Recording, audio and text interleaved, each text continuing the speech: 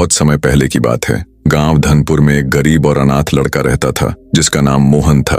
बचपन से ही उसके माता पिता का साया उसके सिर से उठ गया था। गांव में उसका ना कोई घर था ना कोई सहारा। पेट भरने के लिए वह छोटे मोटे काम करता, कभी किसी के खेत में घास काटता तो कभी किसी की भैंस चराता। गांव के लोग उसे दया के भाव से देखते, लेकिन मदद के बजाय सिर्फ ताने ही देते। रात होते ही मोहन गांव के पुराने मंदिर के बाहर सो जाता। ठंडी हवाओं में सिकुड़ते हुए वह आसमान के तारों को निहारता और सोचता, क्या मेरी जिंदगी कभी बदलेगी? उसे हमेशा यही लगता कि भगवान ने उसके लिए कुछ अच्छा सोचा ही नहीं, लेकिन अंदर ही अंदर उसके मन में एक आग थी, कुछ बड़ा करने की, अपनी तकदीर खुद बदलने की। एक दिन गांव के लोगों के तानों से तंग आकर मोहन ने ठान लिया कि वह अब यहाँ नहीं रहेगा। उसे समझ आ गया था कि अगर उसे अपनी किस्मत बदलनी है तो गांव से बाहर जाना होगा, लेकिन उसके पास ना पैसे थे ना कोई साधन। फिर भी उसने हिम्मत नहीं हारी। उस रात बिना किसी को बताए वह गांव के बस स्टैंड पहुंच गया। जेब में एक पैसा नहीं था, लेकिन दिल में बड़े सपने थे। वहां खड़ी एक पुरानी बस में वह चुपचाप घुसकर छिप गया।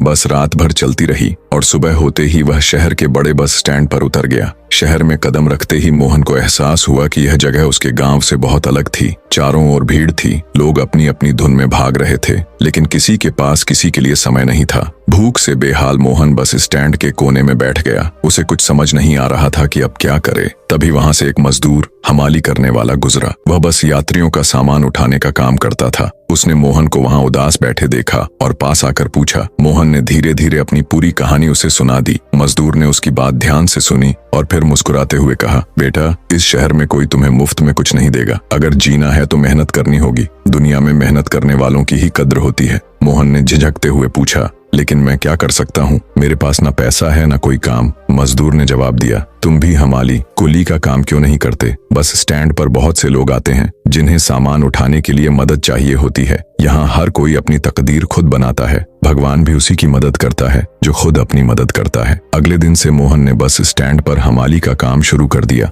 वह यात्रियों का सामान उठाता और बदले में पैसे कमाता। दिन भर मेहनत करता और रात को बस स्टैंड के एक कोने में सो जाता। ठंड और भूख अब भी थी, लेकिन उसके हौसले पहले से कहीं ज्यादा मजबूत थे। एक दिन एक लंबी दूरी की बस से एक व्यापारी उतरा। वह सफेद कुर्ता और धोती पहने हुए सम्मानित व्यक्ति लग रहा था। मोहन ने दौड़कर उनके पास जाकर कहा, साहब, आपका सामान उठा दूं? व्यापारी ने मोहन को देखा और हैरान होकर पूछा, बेटा, तुम इतने छोटे हो, ये काम क्यों कर रहे हो? तुम्हारी उम्र तो खेलने कूदने की है। मोहन ने उनकी बात सुनकर धीरे धीरे अपनी पूरी कहानी बताई। उसने कहा, साहब, मैं अनाथ हूँ और अपनी मेहनत से अपनी किस्मत बदलना चाहता हूँ। मैंने सीख लिया है कि जिंदगी में बिना मेहनत के कुछ नहीं मिलता। व्यापारी का नाम राम प्रसाद था। वह एक सफल कपड़ा व्यापारी थे। मोहन की बातें और उसकी मेहनत की भावना देखकर वे बहुत प्रभावित हुए। उन्होंने कहा, बेटा, मैं तुम्हारी लगन और मेहनत की सराहना करता हूँ। मेरे पास में एक कपड़ों का गोदाम है। अगर तुम काम करना चाहते हो तो मेरे साथ चलो। मैं तुम्हें अच्छा काम और पैसा दूंगा।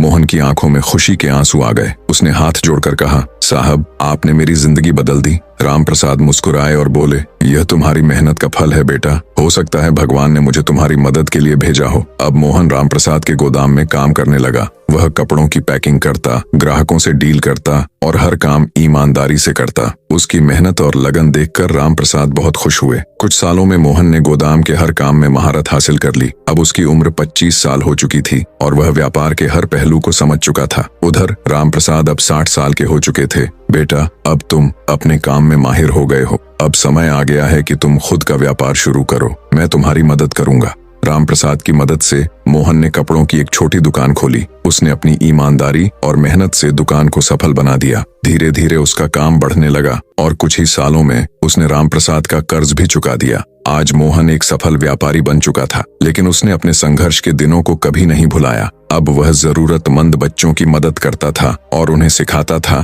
कि मेहनत और लगन से किस्मत बदली जा सकती है। अगर यह कहानी आपको प्रेरणा देती है तो इसे लाइक और शेयर करें। अपनी राय हमें कमेंट्स में जरूर बताएं और ऐसी ही और प्रेरणादायक कहानियों के लिए जुड़े रहें।